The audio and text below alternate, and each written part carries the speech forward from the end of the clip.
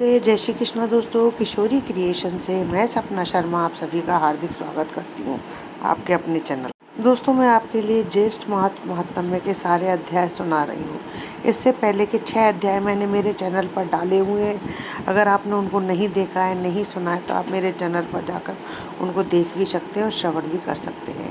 इससे पहले आप मेरे चैनल पर नए हैं तो चैनल को सब्सक्राइब कर लें, पास ही में बेल आइकन को दबाएं, जिससे मेरे आने वाले हर नए वीडियो का नोटिफिकेशन जो है आपको मिल जाए। आइए सुनते हैं ज्येष्ठ मास महात्म्य का 7वां अध्याय।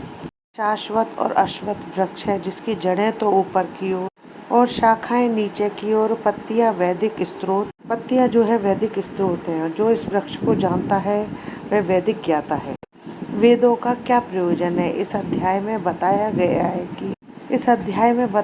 है कि वैदिक अध्याय का प्रयोजन श्री कृष्ण को समझाना। जो कृष्ण की भक्ति और भाव में रत है वह वेदों को पहले से जानता है।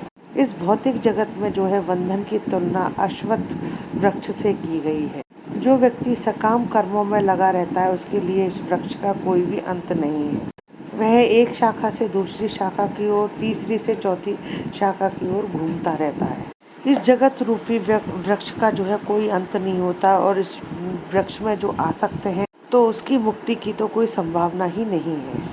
वेदों के स्रोत जैसे आत्म उन्नति के लिए हैं, वैसे ही इस वृक्ष के तने और पत्तियां जो है जड़ें ऊपर की ओर बढ़ती हैं, क्योंकि वे इस ब्रह्मांड के सर्वोच्च लोक से प्रारंभ होती हैं, जहाँ पर ब्रह्मा स्थित है। यदि कोई इस मोह रूपी वृक्ष को समझ ले तो वह इससे बाहर निकल सकता है।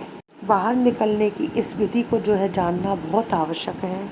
भक्त का मूल कार्य है कि भौतिक कार्यों से विरक्त और भगवान के मूल कार्यों में आसक्ति। इस अध्याय के प्रारंभ में यही साथी तोड़ने की विधि का वर्णन हुआ है।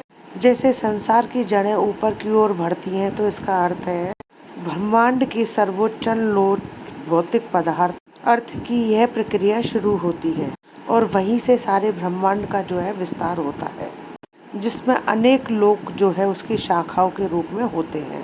इसके फल जीवों के कर्मों के फल के अर्थात धर्म, अर्थ, काम, मोक्ष के घोतक हैं। हालांकि संसार में ऐसे वृक्ष का जिसकी शाखाएं नीचे की ओर हैं और जड़ें ऊपर की ओर हो कोई अनुभव नहीं है, लेकिन ऐसा वृक्ष जो है जलाशय के निकट पाया जा सकता है, क्योंकि जलाशय के पास उगे हुए वृक्ष का प्रतिबिंब जो है जल में पड़ता है, तो उस वृक्ष की जड़ें जो है ऊपर और शाखाएं नीचे की तरफ दिखाई देती है। दूसरे शब्दों में वर्णन करें तो यह जगत रूपी वृक्ष आध्यात्मिक जगत रूपी वृक्ष का वास्तविक प्रतिबिंब है। इस आध्यात्मिक जगत का प्रतिबिंब हमारी इच्छाओं में ही स्थित है। जिस प्रकार इस वृक्ष का प्रतिबिंब जल में रहता है, इच्छा ही इस भौतिक प्रकाश में वस्तुओं की स्थिति होने का कारण है। जो व्यक्ति इस भौतिक जगत से बाहर निकलना तो उसे वैश्विक अध्ययन के माध्यम से इस वृक्ष को जो है भली भांति जान लेना चाहिए, फिर वह इस वृक्ष से अपना संबंध कर सकता है। यह वृक्ष जो है वास्तविक वृक्ष का प्रतिबिंब होने के कारण वास्तविक प्रतिरूप है। आध्यात्मिक जगत से सब कुछ है। ब्रह्म को निर्विशेषवादी इस वृक्ष का हम मूल मानते हैं और सांख्य दर्शन के अनुसार इसी मूल से पहले प्रकृति, रूप, पुरुष और तब 3 गुण निकलते हैं। 5 स्थूल तत्व, 5 पंच महाभूत, फिर 10 इंद्रियां, मन आदि आते हैं।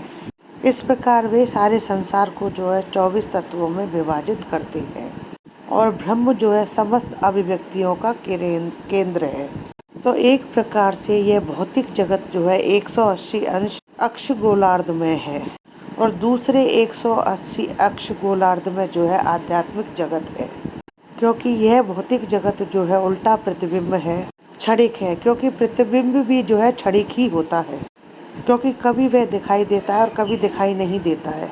वह स्रोत जहाँ से यह प्रतिबिंब होता है वह स्वस्थ है, क्योंकि वास्तविक वृक्ष के भौतिक वृक्ष का जो है विच्छेदन करना होता है।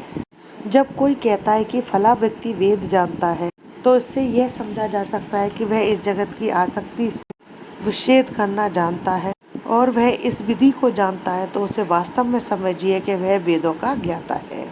जो व्यक्ति वेदों के कर्म कांड द्वारा आकृष्ट होता है तो वह इस वृक्ष की सुंदर हरी पत्तियों से आकृष्ट होता है, क्योंकि वह वेदों के वास्तविक उद्देश्य को जो है नहीं जानता।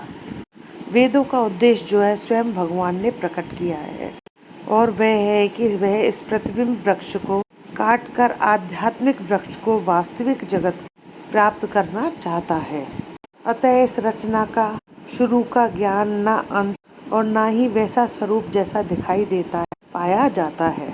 यह विचार काल में अर्थात तेरे मेरे इस गीता ज्ञान संवाद में मुझे भी इसकी अच्छी तरह से स्थिति का ज्ञान नहीं है। इस स्थायी और मजबूत स्थिति वाले संसार रूपी वृक्ष अर्थात सृष्टि रचना को पूर्ण ज्ञान रूप सूक्ष्म वेद के ज्ञान शस्त्र से काट कर अर्थात अच्छी तरह से जानकर काल ब्रह्म ब्रह्मा विष्णु शिव तीनों गुणों के पितरों भूतों देवताओं और देवियों गोगा पीर आदि से मन हट जाता है। इसलिए इस संसार रूपी वृक्ष को जो है काटने के लिए कहा गया है। इति श्री 7वां अध्याय समाप्तम। मिलते हैं दोस्तों नए अध्याय के साथ में। जय श्री कृष्ण दोस्तों।